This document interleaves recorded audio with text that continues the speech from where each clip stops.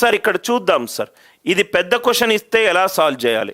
15 నంబర్లు ఇచ్చాను, 15 బదులు 50 నంబర్లు ఉంటాయి. ఆన్సర్ చెప్పండి సార్.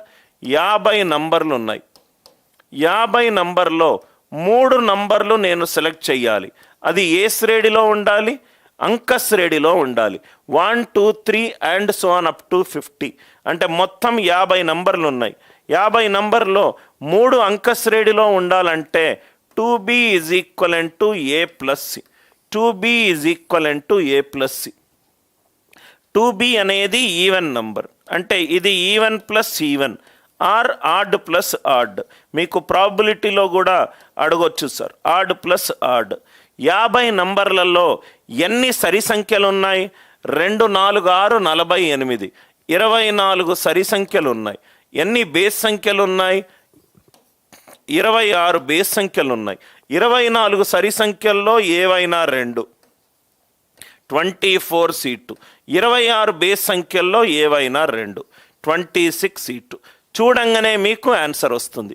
ఈ లాజిక్ అందరికీ అర్థమైందా? ఆన్సర్ అవసరం లేదు, లాజిక్ అర్థమైందా అందరికీ?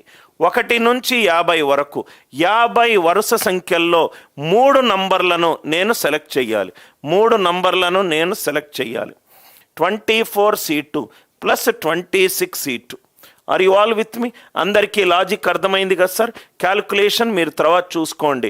సార్ ఏమన్నాడు? 100 నంబర్లు ఉన్నాయనుకోండి, 3 నంబర్లను సెలెక్ట్ చేయాలి. అది అంక శ్రేణిలో ఉండాలి. 100 నంబర్లు అంటే 2b equivalent to a plus C. నాకు 49 సరి సంఖ్యలు, సరి ప్లస్ సరే వస్తుంది. 49 సీటు ప్లస్ 51 సీటు. చాలా మంచి క్వశ్చన్. డైరెక్ట్గా మనకు ఆన్సర్ రావచ్చు. అందరికీ అర్థమైంది కదా సార్ ఈ ప్రాబ్లం?